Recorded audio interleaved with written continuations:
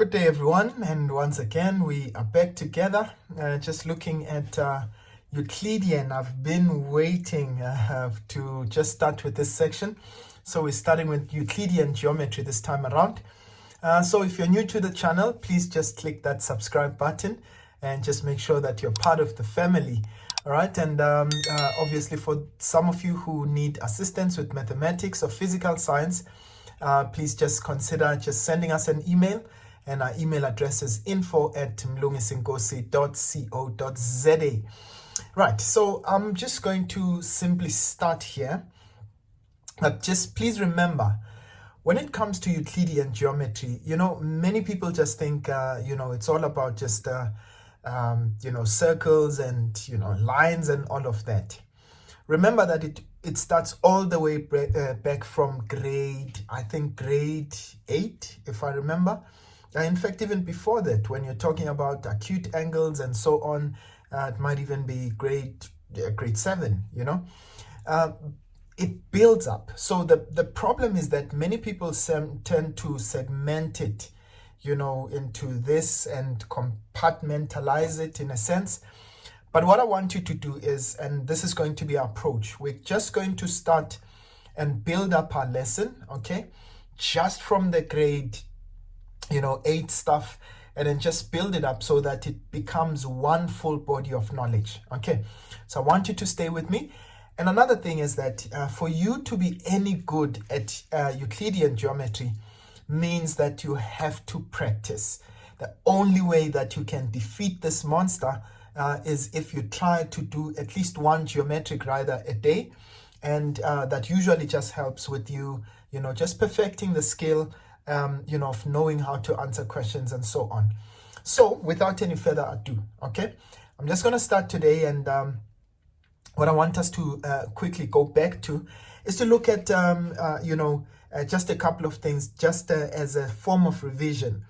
All right, now let me start with a straight line. So what we know from geometry is that the sum of angles on a straight line. So if I take any particular straight line, all right, and I try to find any angle, or rather the angles around that particular straight line. So say for argument's sake, we tell you that we've got angle X, you've got angle 60 over there, and and you've got angle whatever that else is, right? So in this case, let's say this is going to be 40, okay? And so they say to you, find angle X, all right? So we would know in this case, we know that the sum of angles on a straight line are equal to 180. So in this case, I would simply say X plus 40 plus 60 is equal to 180. And what is the reason around that? Okay, so I would simply say these are angles on a straight line, okay? The sum of angles on a straight line are equal to 180. And so what would I do to get the value of X? All I simply do 60 plus 40, that would give me 100. If I take that to the other side, it becomes negative. So that's 180 minus 100. And so X would be 80 degrees. Okay, so this would be the sum of angles around a straight line. So just remember, whenever we've got angles on a straight line, they are equal to 180. Of course, we can apply this in so many other different ways. Okay, right, now, what else do we know? We know also that the sum, now let's go to triangles this time around. Okay, so when you're looking at triangles, just to remind ourselves, we know that the sum of angles on a triangle are equal to 180. So if I've got triangle ABC, all right, and I know that, I've got angles there, let's say just for argument's sake, this is 65 degrees, this is going to be, let's just say, just for argument's sake, that's going to be 45 degrees, and so what would be that angle over there, right? So all you just simply do, if we wanted to know what the angle or angle C is, we know once again, we'll say angle X plus 65 plus 45 This is equal to 180. Okay, but again, why is that? What's the reason behind that?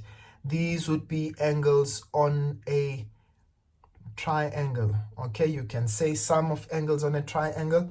Okay, any examiner would know when you are talking about angles on a triangle, of course their sum is equal to 180. Of course we're going to do exactly the same thing, you know, just find the angle x.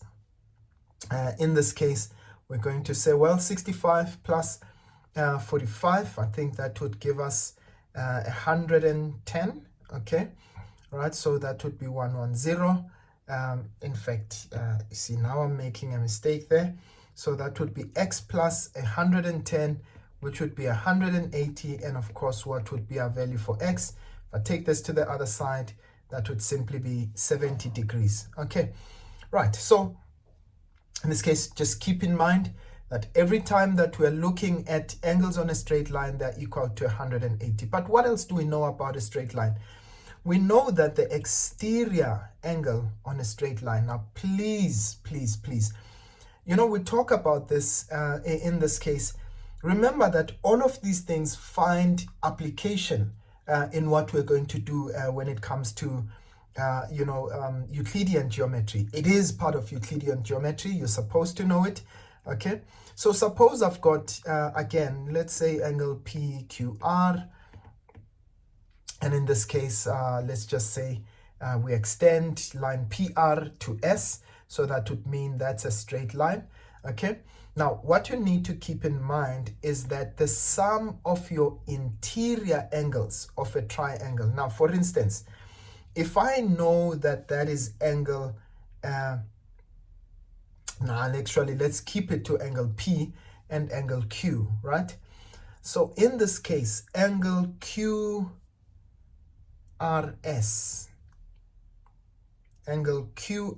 which means we are looking at this angle over here. I'm just going to make it in yellow. So this angle over here, which is an exterior angle. So that angle QRS, okay, is equal to the sum of the angles of the opposite interior angles of the triangle. Now this means QRS is equal to both angle P and angle Q, the sum of them. So this will be angle P plus angle Q, if you don't mind. Just calling them, okay, by their points in this case. So QRS, that's QRS, not ORS. QRS is equal to the sum of the interior opposite angles.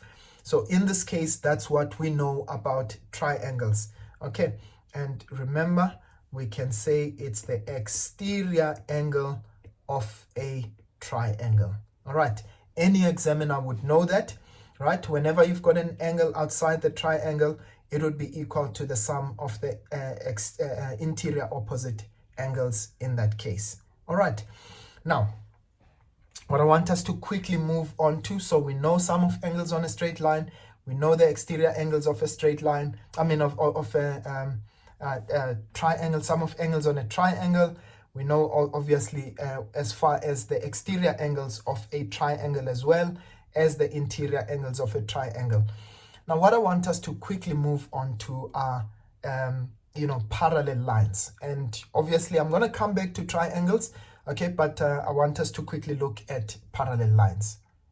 All right, now having a look at parallel lines, suppose I draw two parallel lines there, okay, and of course we'll have a transversal over there. Let's say our lines are AB and CD. Okay, let's say our transversal is EF. Now just keep in mind in this case, there are a couple of things that I would know about parallel lines, okay? So we always kind of indicate that the lines are parallel there. Okay, so that's how we indicate that the lines are parallel. Now what do we know about parallel lines? So first of all, we've got what we call co-interior angles. In fact, you know what, let's talk about a couple of things, especially also with a straight line as well as parallel lines. So first of all, if I take, yeah, so we call that EF. In fact, let's call that G and H, I think, so that it becomes easier for us to mention the angles. So what are the things that we know?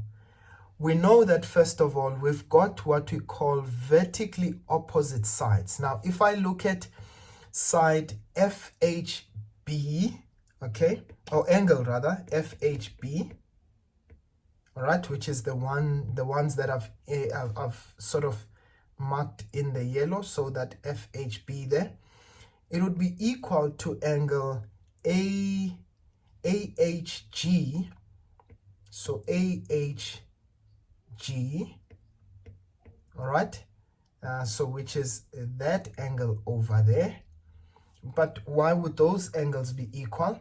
We say these are vertically opposite angles, so keep that in mind. So they are vertically opposite, okay, so they're vertically opposite angles. So in this case, we just simply say vertically opposite angles. Okay, right. Of course, we would have had to express that AB is parallel to CD, which is given. Okay, right. What else do we know? Of course, that would automatically mean that the other two angles, which is this one here and this angle. So when I want you to take a look at that, those two green angles are also equal. Why? In this case, so that's angle AHF and BHG. Okay, so those would be equal again. Why again? Because they are vertically opposite angles. All right, so in that case, that really helps us. Now, which other angles are equal? I want you to note, so I'm gonna take the one that's in the mustard color, this one, AHG, right?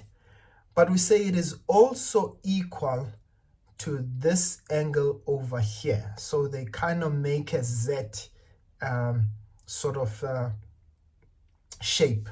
Okay, so it's equal to this angle over here. So this angle is equal to that angle. So what do we call those angles? Now we say, well, in this case, we know that AHG, angle AHG, would be equal to angle, now I think it's confusing if I'm writing it in green because it seems like I'm talking about those ones. Let me not, confuse you. In this case, let me just keep it to that mustard color. Right, so I'm going to say AHG, right? So I've got my angle AHG. Okay, I'm just going to keep it to the white, that's fine. AHG, that would be equal to angle HGD. So that's HGD, okay? And why is that? Because we've got two lines that are parallel in this case, so then we call them alternating angles. So we say these are alternating angles. Why? Because we've got line AB parallel to line CD. Now remember, every time that you are doing Euclidean geometry, you must provide a reason why you are saying angles are equal or whatever the case may be, right? So, and I want you to keep in mind, we are building up, okay? So we're making sure that you've got the full body of knowledge that you need, because remember, Euclidean geometry is just one body, okay, of knowledge. It's just that obviously we learn the different parts of it, in the different grades, but it's all one thing, okay?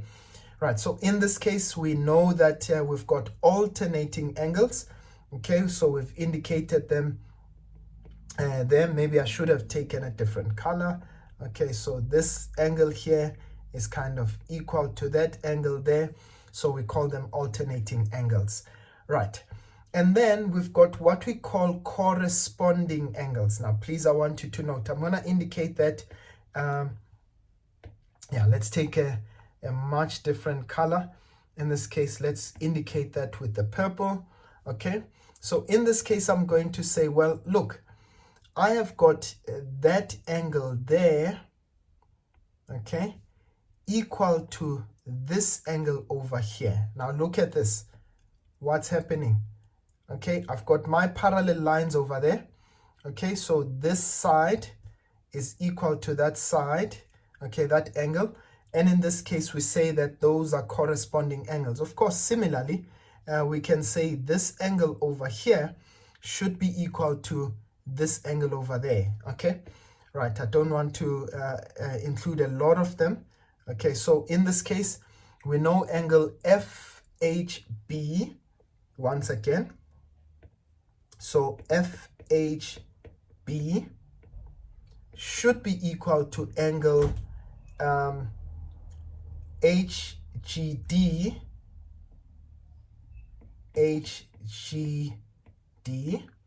all right? And in this case, what should be the reason behind that? Why are they equal? We call them corresponding angles. So again, so these are corresponding angles. And why is that? Because AB is parallel to CD. Okay, so we've got, when it comes to lines that are parallel, we've got alternating angles, we've got corresponding angles, and finally, what we have is what we call co-interior angles. I think I wanted to start with that one, but nonetheless, it's okay. All right, so let's take another color. All right, so I'm going to take the ultra yellow color. So in this case, if I have, for instance, within that sort of, you know, inside those parallel lines, that's why we call them co-interior, because you've got angles that are inside or between, within the parallel lines. So I'm going to take this angle here.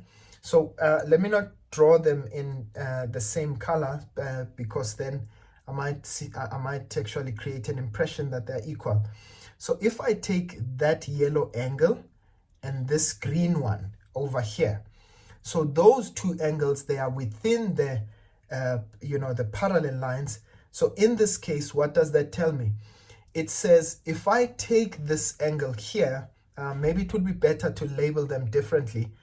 So it means that AHG, so if I take angle AHG, sorry, yeah, I think it's AHE, G, yeah, you can call it G.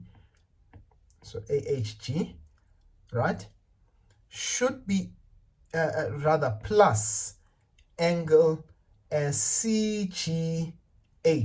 So meaning that green angle there, from C to G to H. So it's that angle over there. So if I take that angle plus this angle over here, both of them give me 180. So plus CGH, they are both equal to 180. And in this case, we simply call them co-interior angles. All right, just keep that in mind. Of course, we know AB is parallel to CD. In that case, because we are given the fact that they are parallel. So in this case, we've got co-interior angles. So keep that in mind. So we've talked about vertically opposite angles. We've talked about alternating angles, you know, corresponding angles, as well as what we call co-interior angles. All right, so whenever you've got straight line, I think they usually use this, you know, sort of FUN sort of principle, okay? Remember, we say these ones, okay, so let me just indicate those ones in the yellow. So this angle and that angle, if those are parallel lines, remember we said these are corresponding angles, okay? Corresponding angles. And then we said, oh, but we remember this guy here and that guy are inside within the parallel lines, okay? So we're having fun. So in this case, these are called co-interior angles, okay? They are cooperating with each other to make 180. And then obviously we've got this angle here, which is sort of our Z, okay? right? This angle here equal to that angle. In that case, we call these alternating angles. So these are alternating angles. All right, so this is as far as what we're going to have in parallel lines. All right, you know, just maybe just something to also add there. Always just keep in mind, of course, there's a relationship between straight lines. See, if that line is a straight line there, remember that the angle between this angle here plus that angle also are equal to 180, and it talks to what we have already spoken about, that's angles on a straight line. Okay, right, so I think what I want to do right now is just to look at just a couple of more things when it comes to just revision. Okay, we're going to go back to triangles because I want us to be able to prove you know what, when angles are similar and when they're congruent. Okay, right, we'll just look at that in just a few. All right, so we've got three types of triangles. So we're talking about triangles now, and we're just going to lead up to congruency and similarity. But first of all, before I start with that, remember that we've got three types of triangles. Okay, so we've got what we call a scalene triangle. Okay, so scalene triangle, essentially none of the sides are equal. Okay, but we do know for any type of triangle, the sum of angles on a triangle would be equal to 180. So this would be a scalene triangle. But we also have what we call an isosceles triangle. Okay, so let me try that one. Ooh-wee, my triangle is El Terrible. So in this case, if I were to consider now at an isosceles triangle, an isosceles triangle is a triangle which two sides are actually equal. So if I tell you that those two sides are equal, all right, so that makes it isosceles. So only two sides are equal. So meaning the third one would not be equal to any of the two sides. So in that case, this we call an isosceles triangle. Now, please, I want you to note, in an isosceles triangle, we always say that the base angles of an isosceles triangle are equal. So if I've got those two lines, now it makes the angles at the bottom of the two lines to be equal. So we say the base angles of an isosceles triangle. So just remember that. So base angles of an isosceles triangle are equal. Okay, so we need to keep that in mind. But the converse is true, meaning if the base angles would be equal, then automatically it makes the lines, the sides also equal. So if this is A, B, C, right? So if angle A is equals to angle C, then in that case, it would simply mean that side AB is equal to side BC. Now just note that it's the sides that are opposite those angles that are equal, right? Each of those, and that is opposite each of those angles, right? And then we've got another triangle that we call an equilateral triangle. So if I've got a triangle, of course, I'm not going to make my diagrams quite accurate, okay? But just for you to get the, just the gist of what I'm trying to explain. Now, this we call an equilateral triangle, right? Equilateral triangle.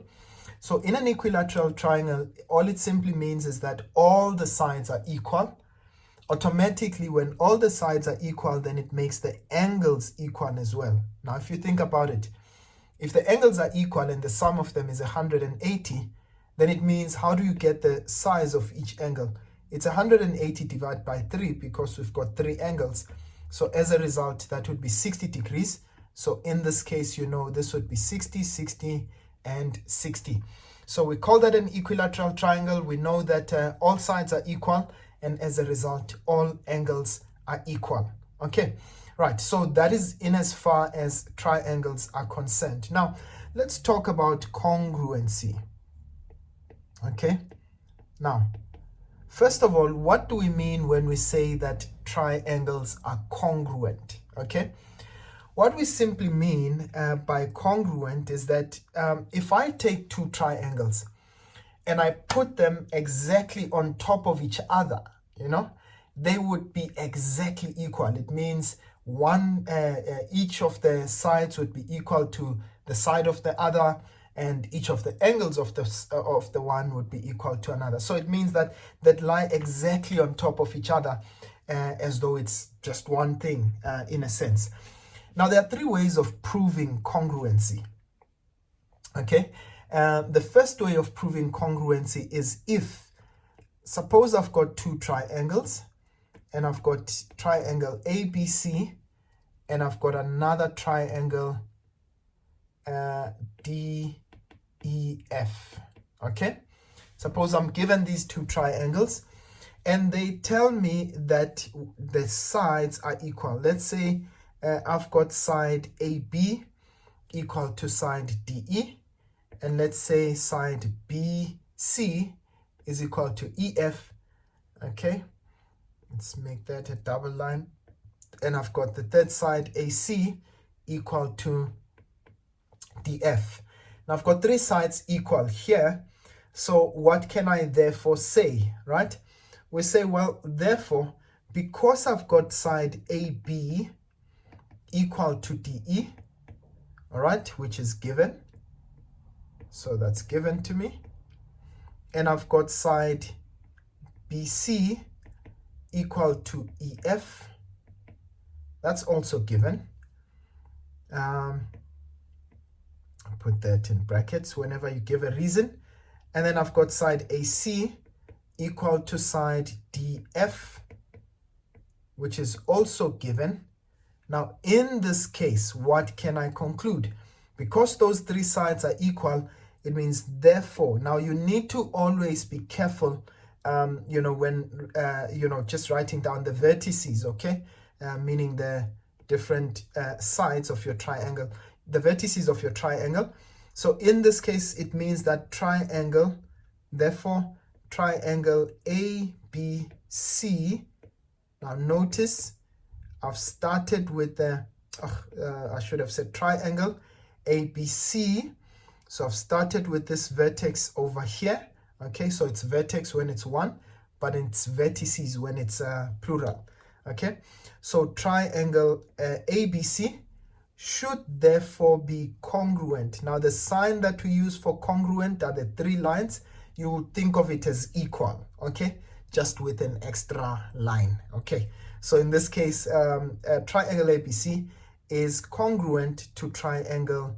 Now note, when I name the other one, it should always be in the same order of lines. So I should say DEF. Now please be very careful about this one, because we're going to use it when we are talking about proportionality, okay, and it always makes a huge difference how you order that around. Okay, right, so the ABC is congruent to triangle DEF. But why is that? We simply say because side, side, side. Okay, so side, side, side. So that means that three sides are equal, and so that makes those triangles also congruent. All right, now let's take another triangle. Let's say you've got another set of triangles. Okay, so that's the reason for one reason for congruency. Okay, so let's say I've got triangle PQR.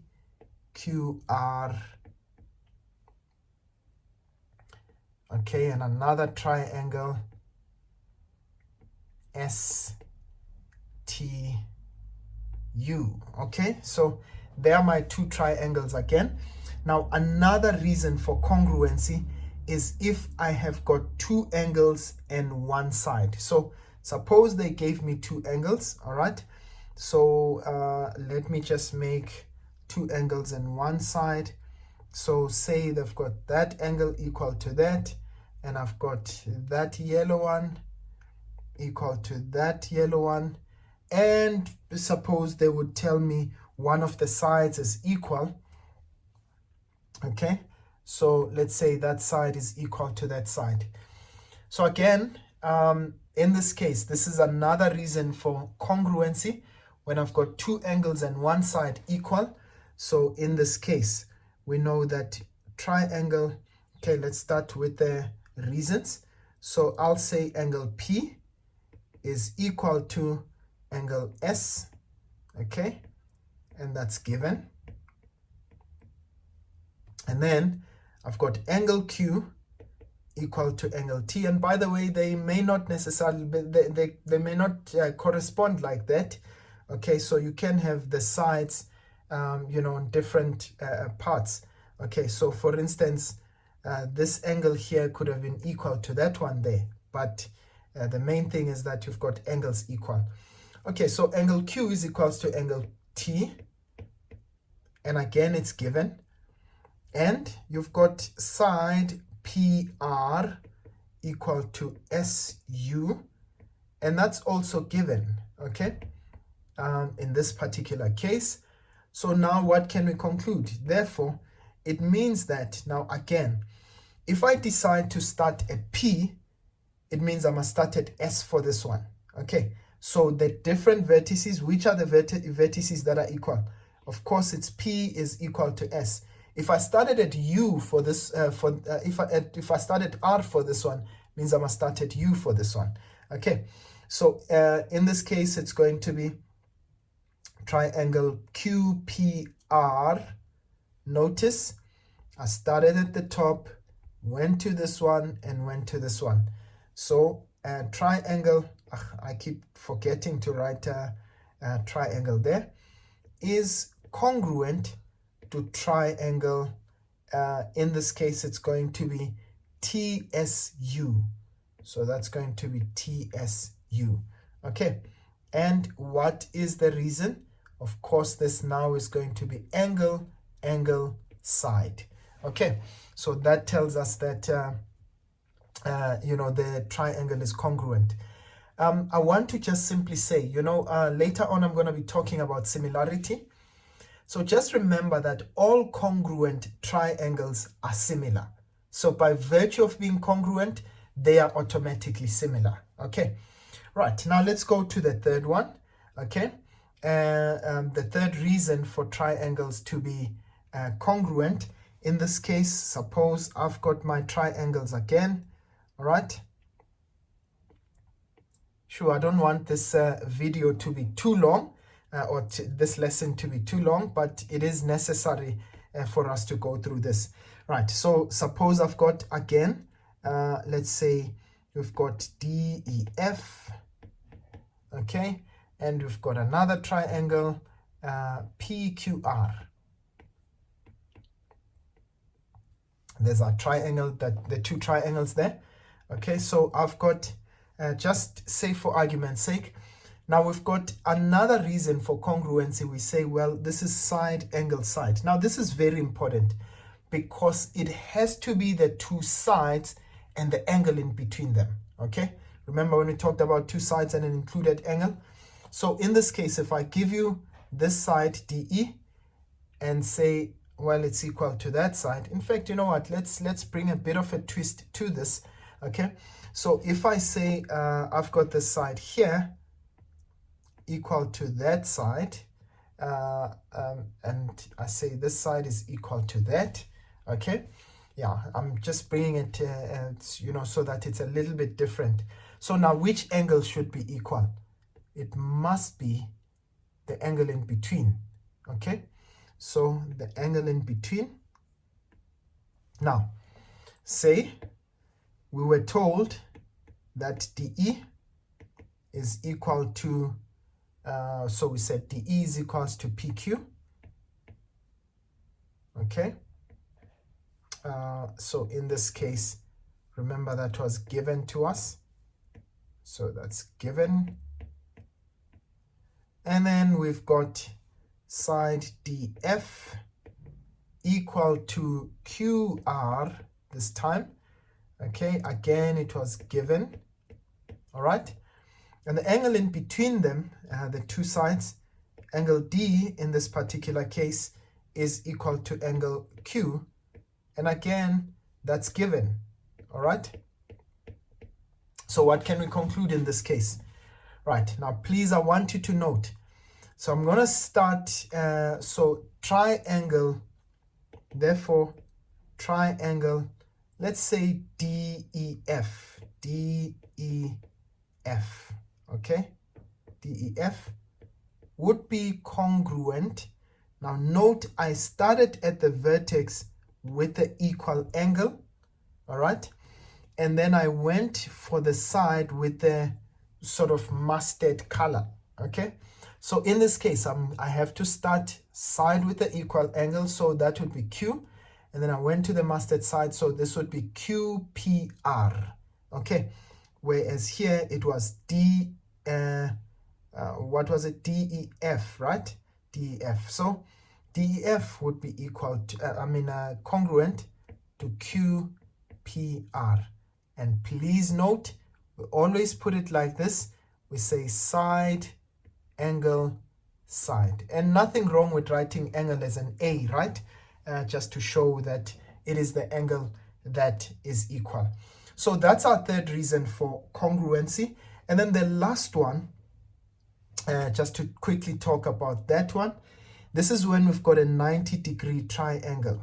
Okay, so suppose we've got here are 90-degree triangles. Okay, sorry that my triangles don't look triangular. Okay, so suppose we've got those 90-degree sides. Okay, so let's call this ABC. Let's call this DEF. Okay, right, so now what would be the third reason? Okay, so the third reason would be if I have one side, so let's say this side equal to that side, but also my hypotenuse, so let me make that a different color. All right, my hypotenuse equal, but in this case I also have a 90-degree. Now I've made it very deliberate that I didn't put the 90-degree in between any of the sides. So it could have been any of the two sides. Okay, if it was, for argument's sake, this side over here equal to that one, it doesn't necessarily need for the 90-degree to be in between. Here is an exception to the one where we've got side angle side. It could be any of the two sides, but if we have a 90-degree in this case, then we know that it is congruent. So in this case, what did we have? We had side AC equal to DF. That's given. Okay, and I have the hypotenuse BC equal to EF, and again that's given. And now I also know that angle A is equal to angle D. Okay, this is a right angle this is a 90-degree triangle, right? So I can say that's a right angle.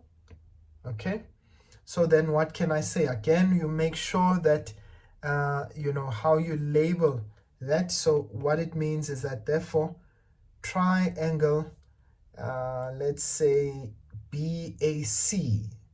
Okay, so triangle BAC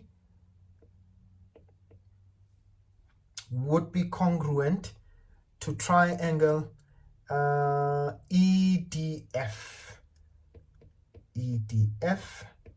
And what would be our reason again? In this case, it would be right angle, hypotenuse, side. Okay, right, so that is as far as the 90-degree is concerned. Now, ladies and gents, remember I said all congruent triangles are similar, right? But we do have similar triangles that are not necessarily congruent. So what do we mean when we say triangles are similar? you can get a triangle. Let's say I take those two triangles there, right? Definitely you can see that in terms of size, they are not equal, but they may be sort of similar in terms of scale. I mean, in terms of, if you take in proportion to each side, okay? Right, so in this case, suppose I've got those triangles A, B, C, and I've got D, E, F over this side, okay?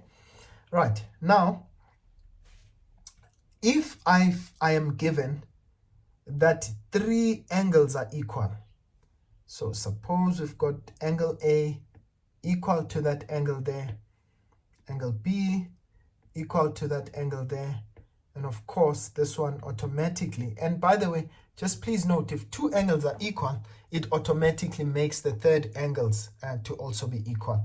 Okay, right, so if we've got 3 angles that are equal, it does not mean congruency this time, it means similarity, and the sign that we use is going to be different.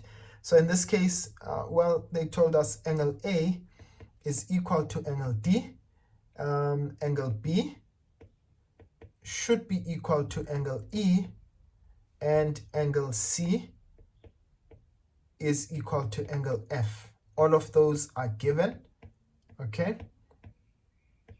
Okay, so all of those would be given. Now, in that case, what do I say? I say, well, triangle, so that's what it means. Triangle ABC. Now, note, so that would be similar. Now, for similarity, what you use are lines like that, okay?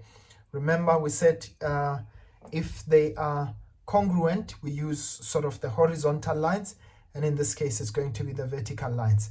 So this ABC is similar to triangle DEF. Yeah, that's DEF.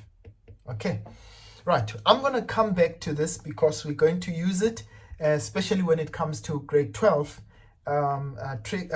geometry, because, obviously that one uses proportionality quite a lot, and of course it is quite important. Okay, so the last one, when we've got we did say that when lines are similar, or rather when triangles are similar, they are also when they're congruent, they are similar, but not the other way around. So this triangle, the last one that we did, it might be similar, okay, but in this case it's not congruent. So when I take triangle DEF and place it on ABC, they may not necessarily sit on top of each other. Okay, right. I want to kind of reach towards the conclusion, but just the last concluding remarks. All right, so the last thing that I just want us to remind ourselves of is, if given a 90-degree triangle, okay, just remember that we can always apply the theorem of Pythagoras. So if we say that's triangle ABC, please remember that we can apply a theorem of Pythagoras and, of course, the square of the hypotenuse. So in this case, it would be BC squared, would simply be the square of the hypotenuse would be the sum of the squares of the other two sides. So this would be AB squared plus AC squared. So just keep that in mind. But another thing that I just wanted to sort of mention, if we already know that this angle here is 90, now suppose this angle was X, okay? So what would this angle be? All right, so those things are quite useful. All right, so what would be the size of this angle? Just keep in mind, so angle C in that case would simply be 90 minus X. Why?